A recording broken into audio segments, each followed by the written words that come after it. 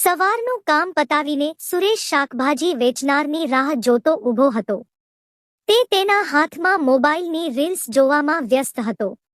અચાનક લૂણી ઘી જોઈએ લૂણીનો અવાજ તેને સંભળાયો. બહાર રાજસ્થાની કુર્તા અને ઘાઘરામાં પોશાક પહેર્યો હતો. તેના માથા પર માટલા હતા. બે અજાણી યુવતીઓ ઊભી રહીને અવાજ લગાવી રહી હતી. શું છે? સુરેશે ખૂબ જ ઠંડકથી પૂછ્યું, પણ પેલી છોકરીઓના લાક્ષણિક રાજસ્થાની ઉચ્ચારમાં બોલાતા શબ્દો તેના ધ્યાને ગયા નહીં. લૂણી ઘી જોઈએ લૂણી ખારા વાલા ઘી કહીને બંને બારી પાસે ગયા.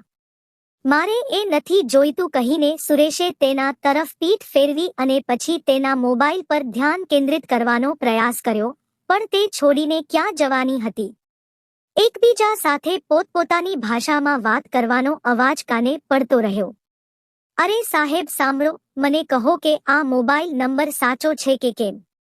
સુરેશે ઠંડા સ્વરે પૂછ્યું. હવે શું જોઈએ છે? જવાબમાં એક હોકરીએ તેના કુર્તાના ખિસ્સામાંથી એક કાપલી કાઢી અને સુરેશ તરફ આપી. મારે આનું શું કરું? સુરેશે પૂછ્યું. પહેલાની એ જ હોકરીએ જવાબ આપ્યો, કૃપા કરીને મને તમારા મોબાઈલથી કોલ કરી દો. આ નંબર એક સરદારજીએ આપ્યો છે. સાહેબ, અમે અહીં સાવ નવા છીએ. તેને લૂણી ઘી જોઈએ છે અને અમને આ નંબર પર ફોન કરવાનું કહ્યું હતું. પછી તેઓ પોતે જ લેવા માટે સ્કૂટર પર આવશે. ઘણા પ્રયત્નો કર્યા પછી સુરેશ ખૂબ જ મુશ્કેલીથી વાત સમજતો હતો. બંને વચ્ચે ભારે આકર્ષણ હતું. તેણે ઓઢણી ઓઢી હતી, પરંતુ તેનું બ્લાઉઝ ખૂબ નાનું હતું. તેણે પાછળથી ઢીલા પણ છોડી દીધા હતા. સુરેશ પોતાને જોવાથી રોકી શક્યો નહીં. મોબાઈલમાંથી નંબર ડાયલ કર્યો તો જવાબ આવ્યો, આ નંબર અસ્તિત્વમાં નથી. સુરેશે તેના હાથમાં કાપલી આપી અને કહ્યું, નંબર ખોટો છે. અજાણ હોવાનો ડોળ કરતી યુવતીએ કહ્યું, એક સરદારજીએ છેલ્લી વખત લૂણી ઘી લીધું હતું. તેણે મને કહ્યું હતું કે હું જ્યારે પણ આવું ત્યારે તેને ઘી આપી દે. ખેર, તે બધું ઘી માંગી રહ્યો હતો, પણ તે કહેતો હતો કે તે પૈસા પેટમાં મોકલી આપશે. અમે આ પદ્ધતિને સમજાવતા નથી સાહેબ. તેની નિર્દોષતા પર આશ્ચર્ય થયું. હવે સુરેશ પણ આ લૂણી ઘી વિશે જાણવા માટે ઉત્સુક હતો. દરવાજો ખોલીને સુરેશ બહાર આવ્યો. તમારી પાસે શું છે તે મને જોવા દો. ઘડા ઉતાર્યા પછી બંને ઘાઘરો ઘૂંટણ પર ચડાવીને બેઠી.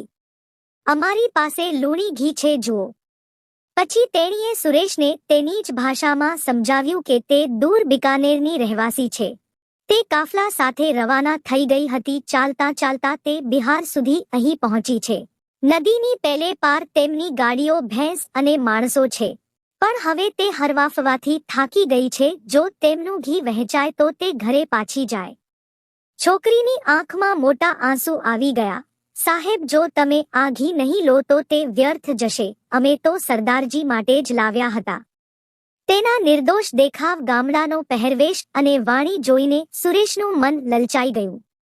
લાવો, મને એક બોક્સ આપો. તેની કિંમત કેટલી? આટલું કહીને સુરેશ પૈસા લેવા અંદર જવા લાગ્યો અને પૈસા લાવ્યો, જેથી તે જલ્દીથી જાય અને દરવાજો બંધ કરી દે. આજકાલ કોઈ અજાણ્યા વ્યક્તિને તમારા ઘરમાં એકલા પ્રવેશવા દેવા એ ડહાપણ ભર્યું નથી. જ્યારે સુરેશ પાછો આવ્યો ત્યારે તેણે બેગમાંથી તેના તમામ બોક્સ કાઢી લીધા હતા. એકે કહ્યું, તે માત્ર 5 કિલો છે. આ બધું લઈ લો સાહેબ. પછી અમે પણ અમારા કાફલામાં પાછા જઈએ. ના, આટલું ઘી હું શું કરીશ? બીજે ક્યાંક વેચી દે. પણ તેણી જીદ કરતી રહી. સુરેશને અચાનક તેનો મિત્ર રોહન યાદ આવ્યો. તેને થયું તેને બોલાવી લઉં. તે રાજસ્થાનનો રહેવાસી છે. તે તેની ભાષા સમજશે અને તેમને સમજીને કદાચ તેમની સમસ્યાઓ પણ હલ થઈ જશે. સુરેશ થોડીવાર આમ જ બેસી રહેવા લલચાઈ ગયો. તેના ખુલ્લા પગ આમંત્રણ આપતા હતા. રોહન આવ, ઘરે સારો માલ આવ્યો છે. સુરેશે ફોન કર્યો. રોહન આવતાની સાથે જ તેણે તે છોકરીઓ તરફ જોયું અને પછી રાજસ્થાની ભાષામાં પૂછ્યું કે તેઓ ક્યાંના છે. એમની ભાષા સાંભળતા જ બંને જાણે એમની નજીકની વ્યક્તિ મળી ગયા હોય એમ ફૂલી ગયા. તેઓએ એટલી બધી વાતો કરી કે રોહનને પણ લાગ્યું કે આ છોકરીઓને ઇમ્પ્રેસ કરવામાં સરળતા રહેશે. ઘડામાંથી થોડું ઘી કાઢીને હાથ પર મૂક્યા પછી બંનેએ સુરેશ અને રોહનના મોં પાસે હાથ મૂક્યા. ઘી એકદમ શુદ્ધ છે. લુણી ઘી એટલે શુદ્ધ માખણમાંથી કાઢેલું ઘી. તેનો રંગ જુઓ. ગાયનું દૂધ પીળું હોય છે એટલે જ તે પીળું હોય છે. જો તમે કોઈને આપો તો સારા લાડુ બને. સરદારજીએ 8 કિલો ઘી ખરીદ્યું છે તો સારું હોવું જોઈએ, રોને કહ્યું. સુરેશ ખુશ હતો કે આ છોકરીઓ તેની આટલી નજીક બેઠી છે. તેને આ છોકરીઓ સાસરી લાગી, પરંતુ તે હંમેશા તેના પુરુષોથી ઘેરાયેલી રહેતી. તેની પાસેથી ચમેલીની સુગંધ આવી રહી હતી. સુરેશને નશો ચડવા લાગ્યો. તે છોકરીઓએ પોટલીમાંથી પોતાની સાથે લાવેલા પ્લાસ્ટિકના બોક્સમાં ઘી ભરવાનું શરૂ કરી દીધું હતું. એક છોકરી કહેવા લાગી, સાહેબ, આ બોક્સનું વજન 1 કિલો છે. રોહન કહેવા લાગ્યો કે આ બોક્સ બહુ મોટું છે. આમાં 1.5 થી 2 કિલો ઘી સામે પણ તે બંને ન માની. ના ના સાહેબ, અમને બેઈમાની ન શીખવો. અમે હજી કુંવારી છીએ. અમારા માતા પિતાએ અમને ભૂખે મરવાનું કહ્યું છે, પણ ક્યારે અપ્રમાણિક ન થાવ. અમે ઘડા જ ભરીશું. હવે સુરેશ અને રોહન બંનેની પ્રામાણિકતા અને સત્યતાથી એટલા પ્રભાવિત થયા કે તેઓએ તમામ ઘી તોલવાનું નક્કી કર્યું અને જોયું કે 100 રૂપિયાનું ઘી 400 રૂપિયાના ભાવે મળે છે. આસપાસ વહેંચીને આવતા મહિના સુધી રાખીશું, બગાડવાનું તો છે નહીં.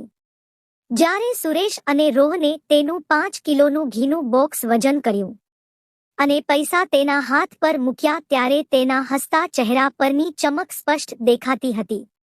સુરેશ અને રોહન એમને આગળ કેવી રીતે રોકી શકાય એ વિચારી રહ્યા હતા ત્યારે એક હોકરીએ તેના માથા પર અડધાથી પણ ઓછું ભરેલું માટલું મૂક્યું તો તે ફાટી ગયો અને તેના પર ઘી વહી ગયું. બીજી હોકરીએ કહ્યું, ચાલ જલ્દી આવ, તારે ડેરામાં જઈને સ્નાન કરવું પડશે. સુરેશ અને રોહન પહેલેથી જ તેમની નિર્દોષતાથી પ્રભાવિત હતા. સુરેશે કહ્યું, અરે તું આમ ઘીમાં ભીંજાઈને ક્યાં જઈશ? ચાલ અહીં નહાવા. અમે તને બીજો શર્ટ આપીશું, બ્લાઉઝ ઘરે લઈ જાવ. બંને છોકરીઓએ એકબીજા સામે જોઈને કહ્યું, સાહેબ, તમે બંને શરીફ માણસ છો, તેથી અમે સ્નાન કરી લઈએ. નહીં તો આજના પુરુષો પર વિશ્વાસ કેવી રીતે કરીએ? હવે બંનેની નજર પેલી છોકરી પર ટકેલી હતી, જ્યારે બીજી છોકરી પાછળ ઊભી હતી. થોડી વાર પછી તે સ્નાન કરીને પાછી આવી. સુરેશનો શર્ટ પહેરીને તે માત્ર આધુનિક અને ફિટ જ નહીં પણ જોરદાર લાગી રહી હતી. તેણીએ તેનો સામાન ઉપાડ્યો અને ચાલવા લાગી. એક છોકરી કહેતી ગઈ, સાહેબ, અમને ફોન કરજો, અમે આવીશું. આ ફોનમાં રેકોર્ડિંગ પણ છે ને. સુરેશ અને રોહનને સમજાયું નહીં કે તે શું બોલે છે.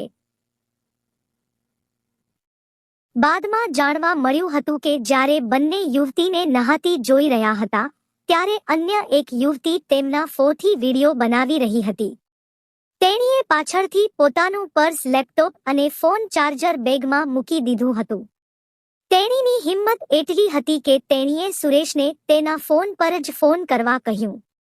બંનેને ખબર હતી કે સુરેશ પોલીસ પાસે નહીં જાય, કારણ કે જો તેઓ પકડાઈ જશે તો પણ તેઓ સુરેશ અને રોહન માથે સામે કેસ કરશે અને તેમના કપડાં ઉતારવાનો વિડીયો પણ બનાવશે. માત્ર સુરેશ જ નહીં, રોહન પણ લુણી ઘીના મામલામાં ખોટી રીતે ફસાઈ ગયો હતો. એ લુણી ઘી નહોતું, એ કોઈ પ્રકારનું ગ્રીસ હતું જેને સુરેશ અને રોહને ફેંકી દેવું પડ્યું. તે છોકરીઓએ ધોળા દિવસે છેતરપિંડી કરી ગઈ હતી. મિત્રો, આવી મજેદાર કહાની સાંભળવા માટે ચેનલને સબસ્ક્રાઇબ કરી બેલ પર ઓલ ક્લિક કરી દો. આભાર.